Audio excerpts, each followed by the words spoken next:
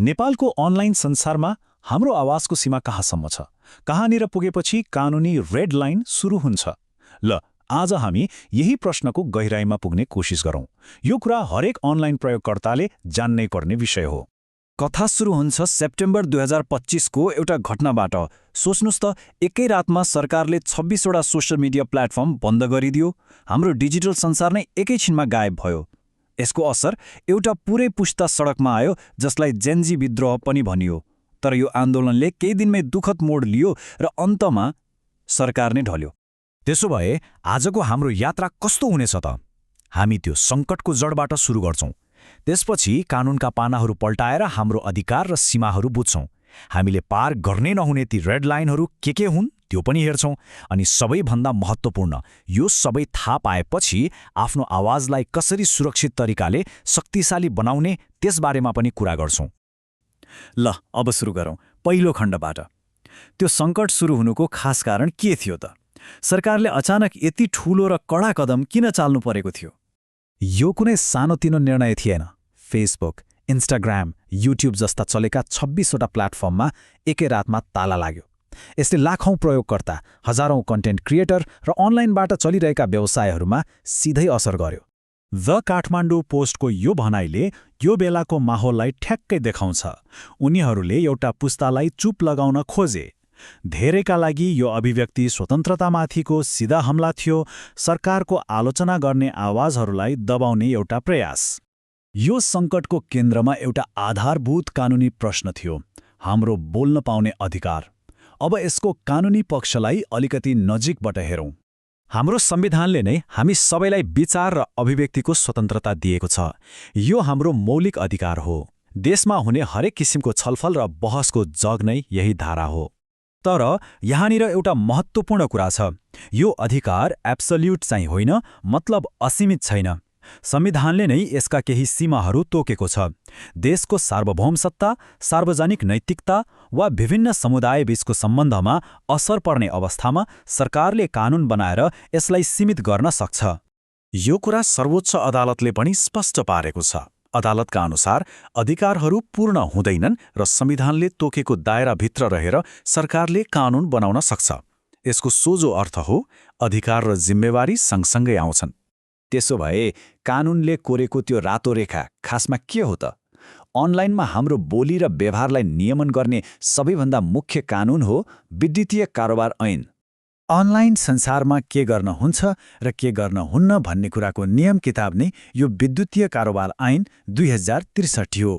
हरेक post, comment वा share यही कानुनको दायराभित्र पर्न सक्छ। यो टेबललाई एकचोटि हेरौँ त। यो ऐनमा ह्याकिङदेखि जालसाजीसम्म विभिन्न अपराधको व्यवस्था छ।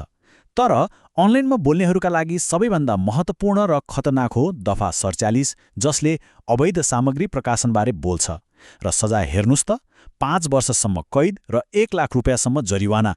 यो त ख्याल गर्नै पर्ने कुरा हो।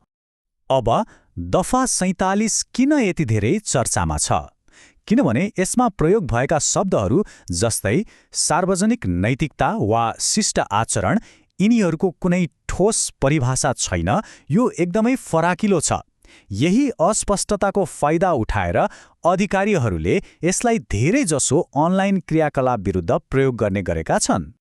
अब एउटा एकदमै महत्त्वपूर्ण प्रश्न, अहिलेको जेनेरेसनको अनलाइन अनुभवसँग सिधै जोडिएको कुरा। के कसैलाई अनलाइनमा दुर्व्यवहार गर्नु अर्थात् साइबर बुलिङ गर्नु नेपालमा अपराध हो? जवाफ हो, एकदमै हो। र यो कुनै सानोतिनो कुरा होइन।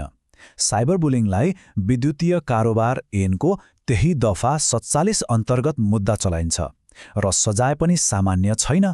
5 वर्षसम्म जेलको हावा खानुपर्ने हुन सक्छ। अहिलेसम्म त हामीले प्रयोगकर्ताले के गर्ने भन्ने कुरा गर्यौं। अब सरकारले फेसबुक, टिकटक जस्ता ठूला कम्पनीहरूलाई नै कसरी रेगुलेट गर्न खोज्यो त्यो हेरौं। सरकारले एकैचोटि ब्यान गरेको होइन, यसको एउटा क्रम थियो। पहिले 2023 मा निर्देशिका आयो। प्लेटफर्मले नमानेपछि 2025 मा अझ कडा कानुन भएको विधेयक ल्याइयो। अनि अन्त्यमा जब केही लागेन, सेप्टेम्बरमा सिधै प्रतिबन्ध लगाइयो। यो प्रश्न त सायद सबैको मनमा होला, के एउटा सामान्य लाइक वा शेयरले मात्रै पनि कानुनी झमेलामा पार्न सक्छ? पहिले एउटा विवादास्पद विधेयक आएको थियो जुन अहिले त फिर्ता भइसक्यो। त्यसले चाहिँ लाइक र शेयरलाई पनि कारबाहीको दायरामा ल्याउन खोजेको थियो। अहिलेको कानूनले चाहिँ प्रकाशित गर्ने कुरामा बढी जोड दिन्छ। तर याद राखौँ, के कुरा शेयर गरियो भन्दा पनि कुन नियतले र कस्तो सन्दर्भमा गरियो भन्ने कुराले धेरै फरक पार्छ। ल, यति धेरै कुरा त थाहा पाइयो। अब सबैभन्दा महत्त्वपूर्ण खण्डमा आयौँ। अब गर्ने के त? आफ्नो आवाजलाई कसरी सुरक्षित राख्ने र सँगसँगै प्रभावकारी पनि बनाउने। त्यसो भए हाम्रो अनलाइन गेम प्लान के हुनुपर्छ? पहिलो, केही कुरा फैलाउनु अघि त्यसको सत्यता जाँचौँ। दोस्रो, विचारमा बहस गरौँ, व्यक्तिलाई आक्रमण नगरौँ। तेस्रो, सार्वजनिक नैतिकता जस्ता शब्दहरूको अर्थ फराकिलो छ र यसको व्याख्या फरक हुन सक्छ भन्ने कुरा सधैँ याद राखौँ। र सबैभन्दा महत्त्वपूर्ण, दफा 47लाई कहिले नबिर्सौँ, किनकि अनलाइनमा हामीले छोडेको हरेक छाप, चाहे त्यो कमेन्ट होस् वा मीम, त्यो स्थायी हुन्छ। त्यसैले अन्तिम प्रश्न यही हो, स्वतन्त्रताको मतलब जे मन लाग्यो त्यही गर्ने भन्ने होइन। यसका केही सीमाहरू छन्। अब जब हामीलाई यो रेड लाइन थाहा छ, हामी आफ्नो डिजिटल आवाजलाई अझ जिम्मेवार र शक्तिशाली बनाउन के गर्छौँ? यो प्रश्नको जवाफ हामी सबैसँग हुनुपर्छ।